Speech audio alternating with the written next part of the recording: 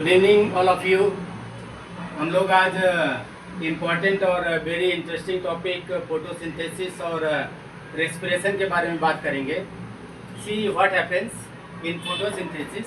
Photosynthesis में होता क्या है, कार्बन डाइऑक्साइड जो वातावरण में विद्यमान है, वातावरण में उपस्थित है, पेड़ पौधे उसका उपयोग करके पानी अपनी जड़ों से जो है, मिट्टी की जड़ों से जो पानी मिलता है, कार्बन डाइऑक्साइड और पानी के द्वारा, पानी और कार्बन डाइऑक्साइड मिल के in the presence of sunlight, sunlight जो सूर्य की रोशनी में उपस्थित, सूर्य की रोशनी में, and in the presence of chlorophyll, chlorophyll पेड़ पौधों की पत्तियों में जो मिलता है।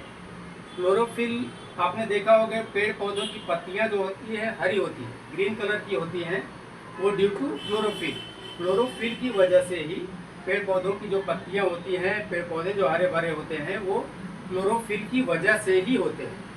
तो यहाँ पे कार्बन डाइऑक्साइड और पानी मिल के in the presence of sunlight और क्लोरोफिल बनाते हैं ग्लूकोज।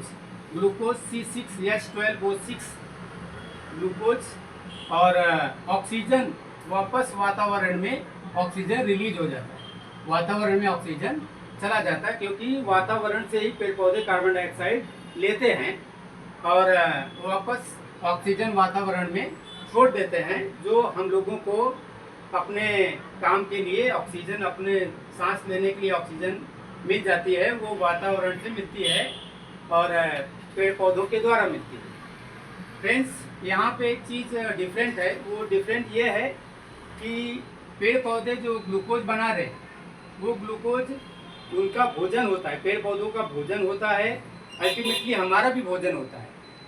ग्लूकोज हमारा भी भोजन होता है, पेड़ पौधों का भोजन होता है, लेकिन हमको जो भोजन मिलता है वो ग्लूकोज पेड़ पौधों के जो फल होते हैं उनके रूप में, साग सब्जियों के रूप में हम लोग उनका जो है भोजन यूज करते हैं।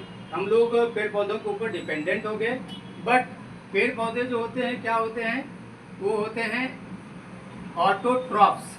ऑटोट्रॉप्स ऑटोट्रॉप्स ऑटोट्रॉप्स का मतलब होता है पेड़ पौधे अपना भोजन खुद बनाते हैं। यहाँ पे पेड़ पौधे अपना भोजन बनाए, आपने देखा है यहाँ पे ग्लूकोज का जो है केवल एक मॉलिक्यूल बनता है, ऐसे बहुत सारे ग्लूकोज के मॉलिक्यूल बनते हैं। जो बहुत सारे ग्लूकोज के मॉलिक्यूल मिल के जो बनता है उसको बोलते हैं स्टार्च। स्टार्च, पेड़ पौधे क्या बनाते हैं? स्टार्च।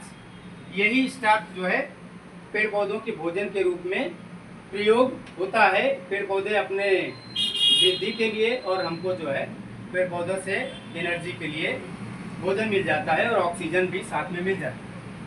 यहाँ पे फोटोसिंथेसिस थोड़ा सा डिफरेंस है हम लोगों में और पेड़ पौधों में, क्योंकि हम लोग फोटोसिंथेसिस प्रोसेस नहीं करते हैं, ये पेड़ पौधों के द्वारा होता है और वहाँ से हमको ऑक्सीजन मिल जाती है। एक चीज सेम होता है, वो होता है रेस्पिरेशन। रेस्पिरेशन में क्या होता है?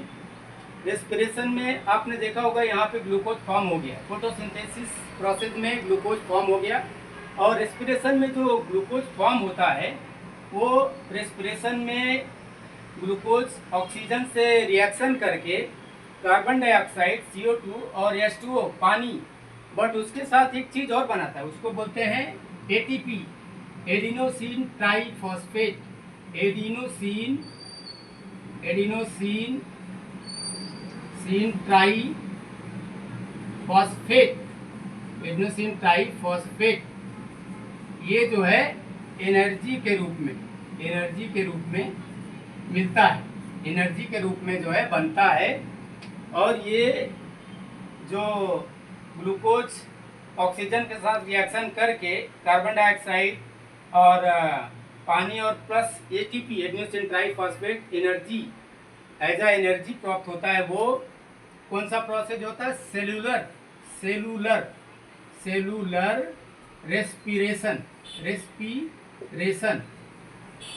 सेलुलर रेस्पिरेशन ये प्रोसेस होता है, जिसके द्वारा सेलुलर रेस्पिरेशन या इंटरनल रेस्पिरेशन, यहाँ से ही जो हमने देखा कि हमारा जो रेस्पिरेशन होता है, एक रेस्पिरेशन में एक्सटर्नल जो होता है उसमें हम लोग ऑक्सीजन वातावरण से लेते हैं, जो पेड़ पौधे बना के देते हैं हम, और कार्बन डाइऑक्साइड बाहर निकालते हैं।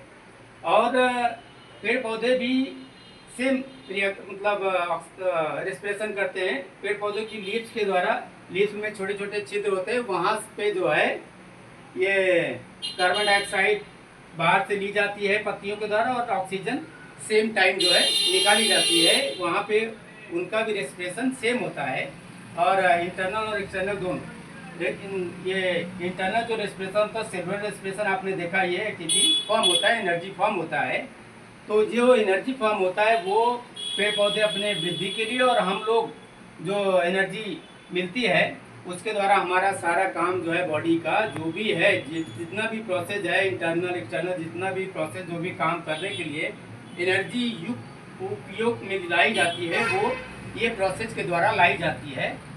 तो आपने देखा जो है photosynthesis and respiration, very important and interesting topic, that is the interesting topic. And आगे भी ऐसा इंटरेस्टिंग और इम्पोर्टेंट टॉपिक आता रहेगा। और all of you, thanks to all of you. Next video के लिए हम लोग वापस मिलेंगे।